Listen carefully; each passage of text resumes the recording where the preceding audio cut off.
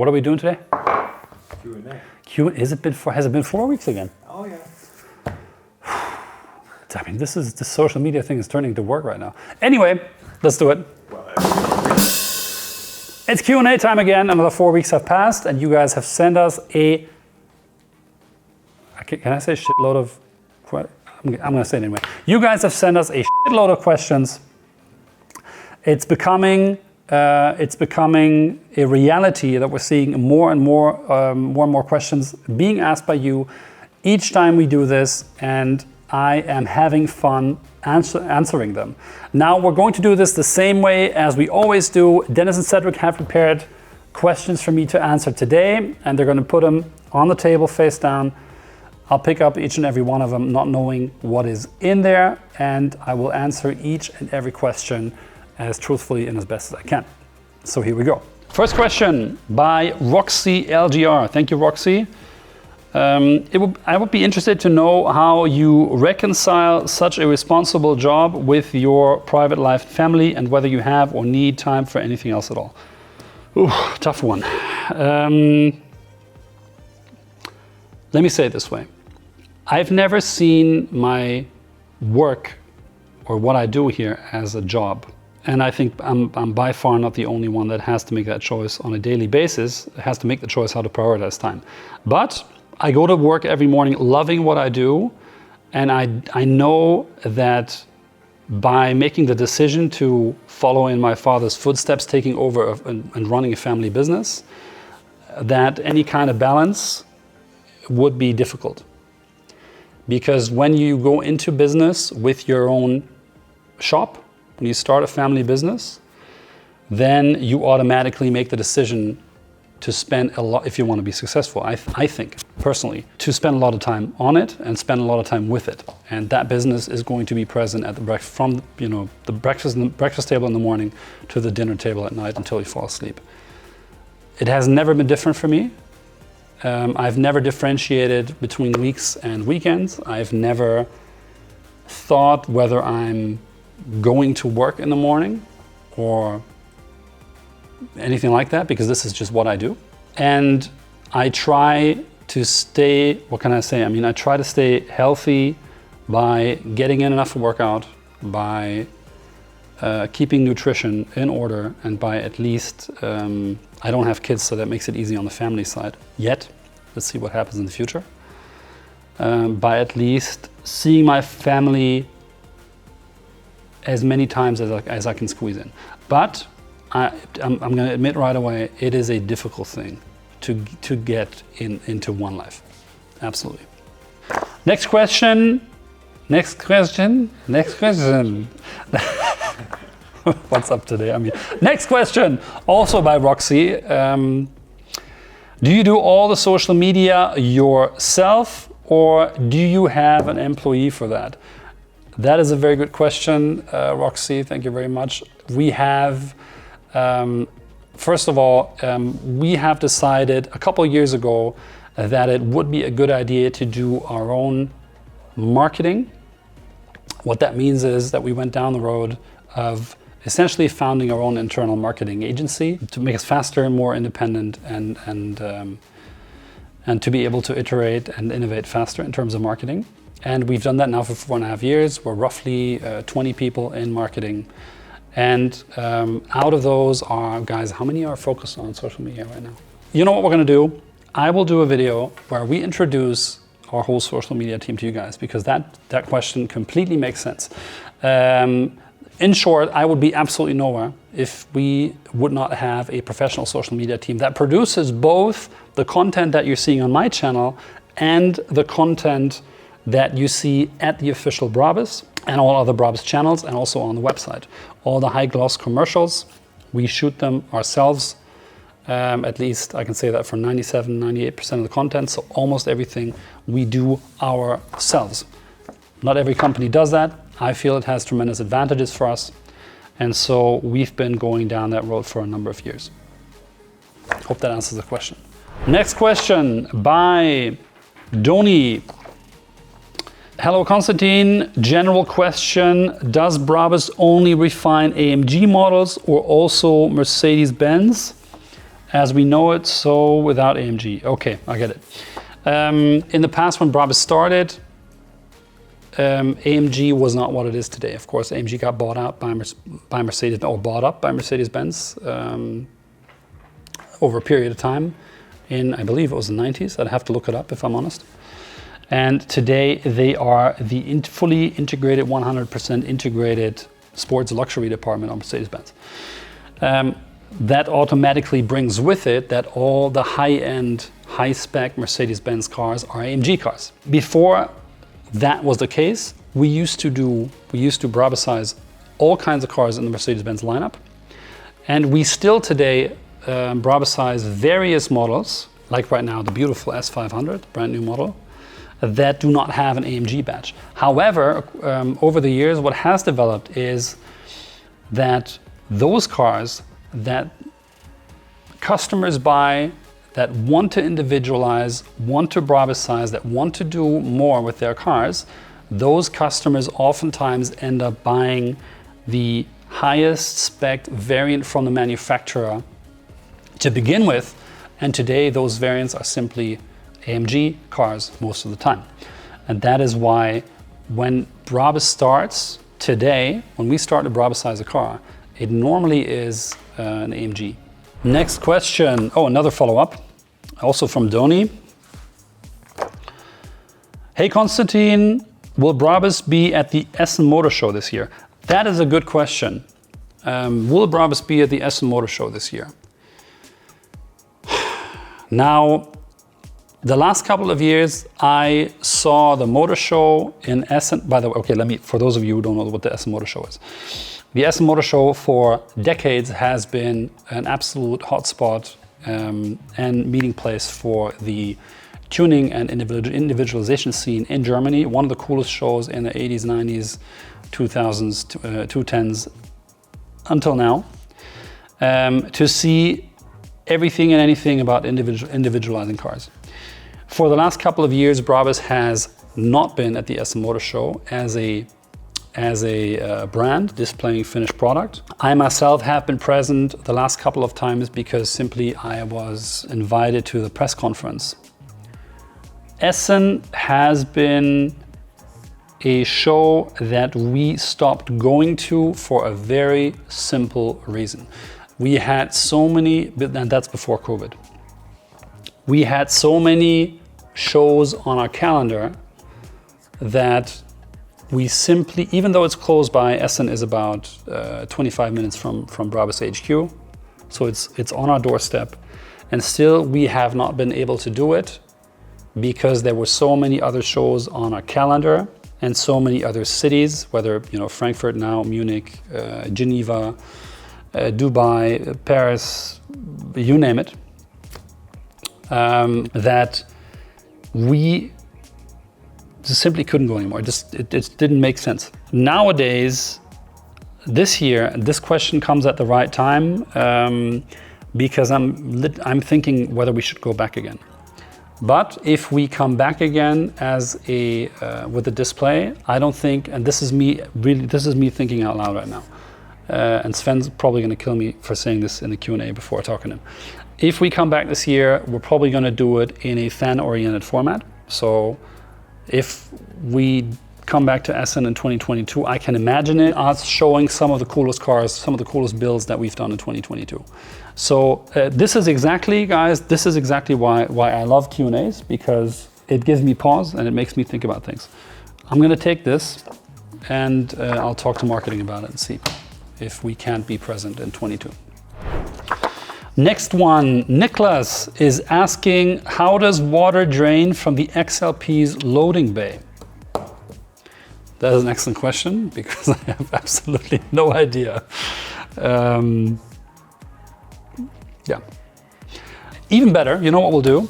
We will call the ultimate joker, Jörn Ganda.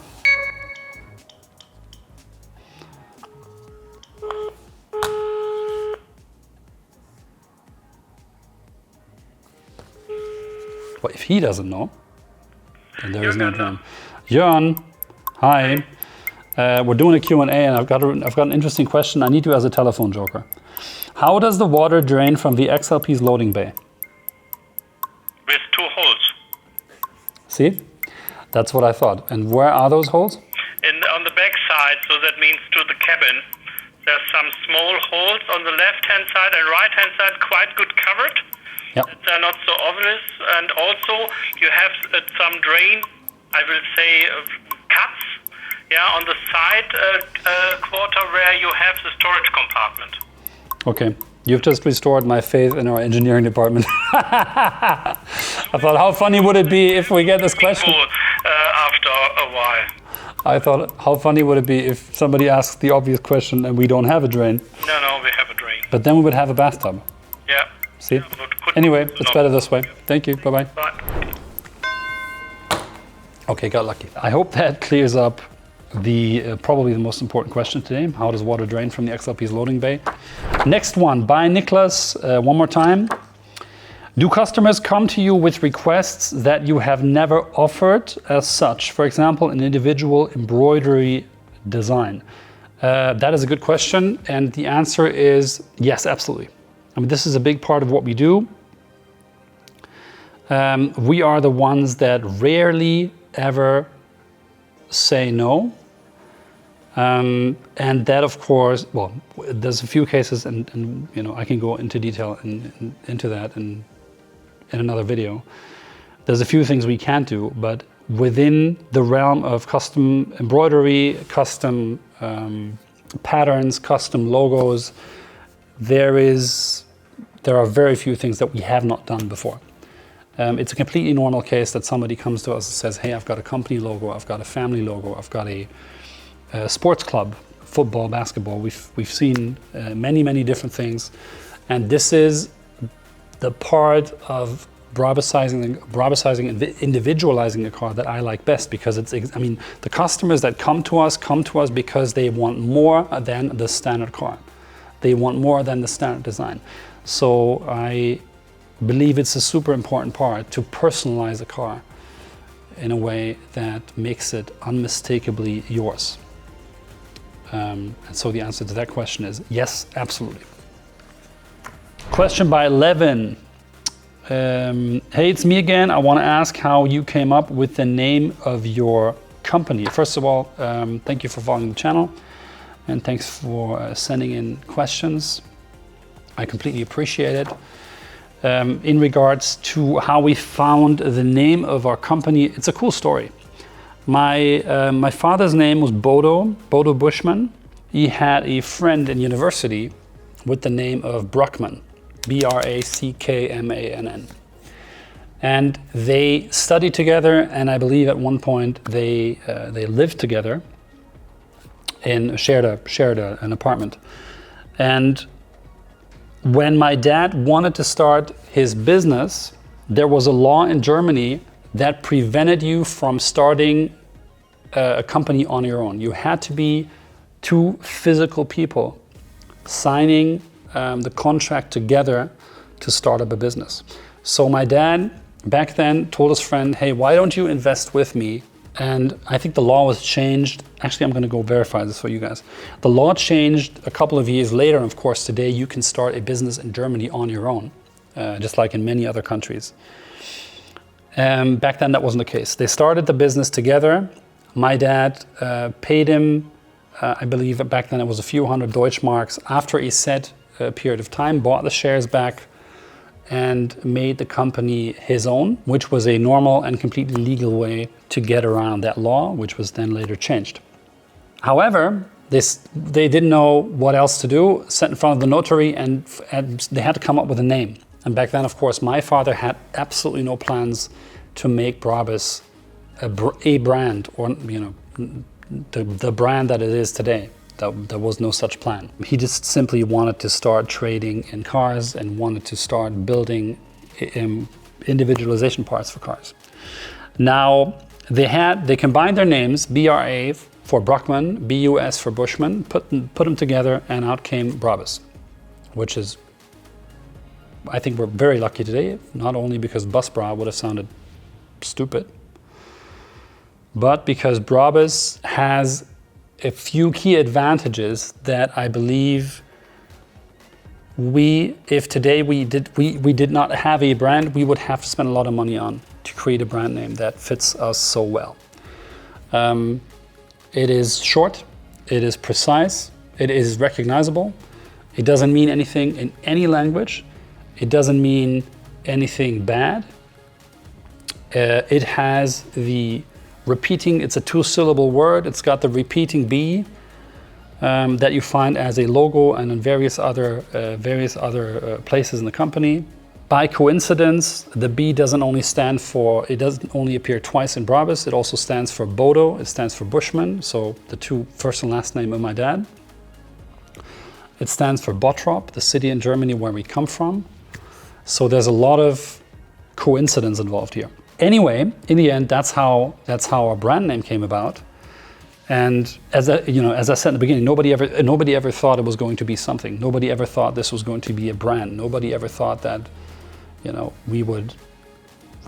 company would become what it is today. And we're lucky it turned out that way. I mean, imagine just for the sake of the argument, imagine, Bushman automobile tuning on the back of a, can you guys put in a picture with Bushman automobile tuning on the back of a car?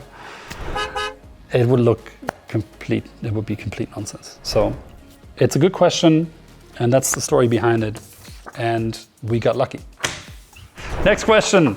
It is, hello, can you imagine building your own online business? Now that's a really interesting question, and it hits the heart of an ongoing discussion that we're having at Brabus for the last couple of years.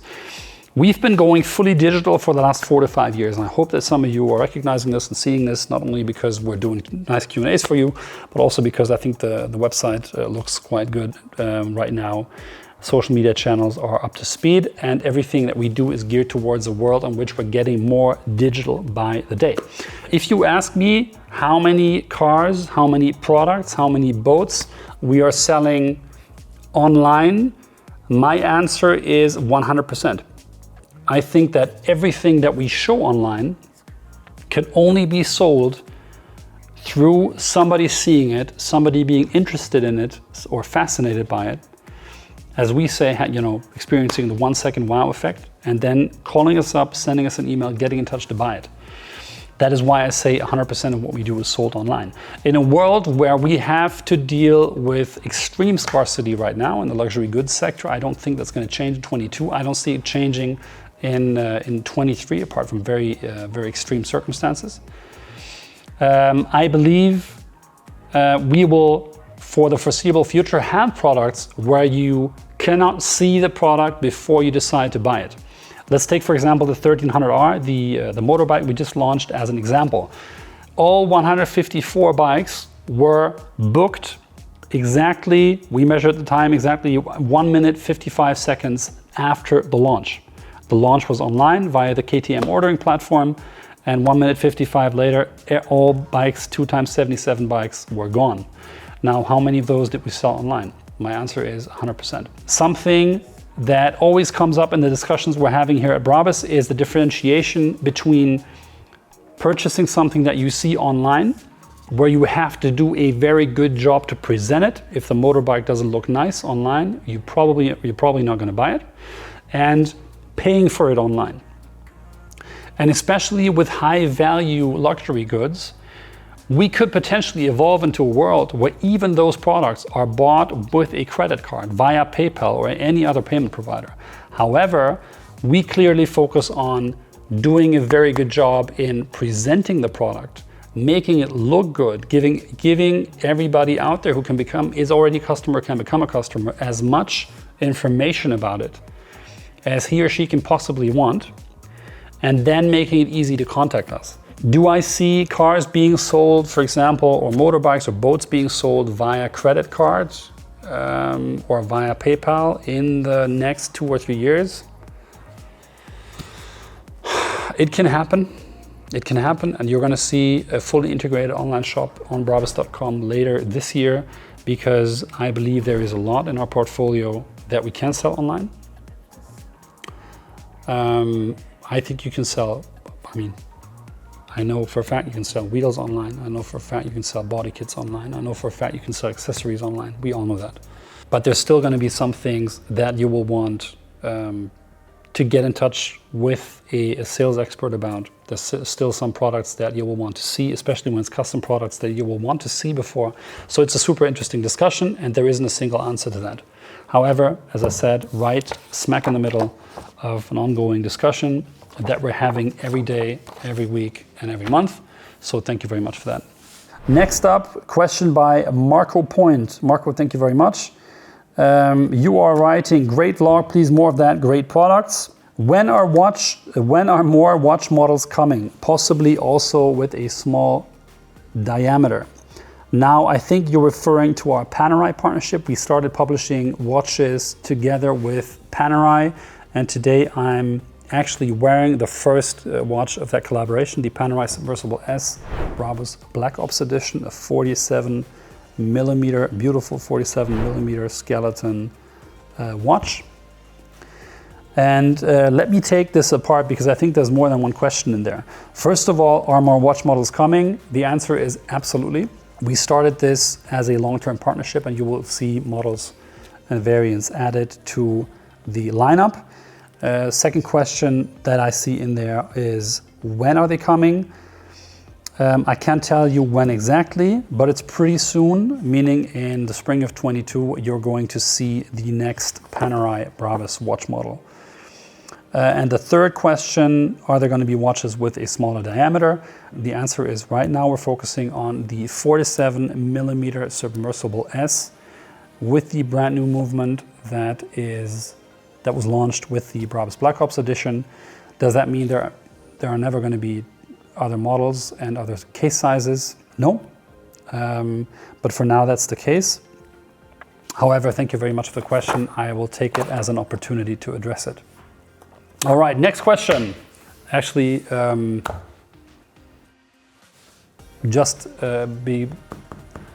because we've been going through a lot of questions, do you want me to continue, or are we going to make this a two-part series? That's a good idea. We're making a week. Because it's been a lot of questions now. And I have a feeling that what you guys send in is getting more detailed each and every time.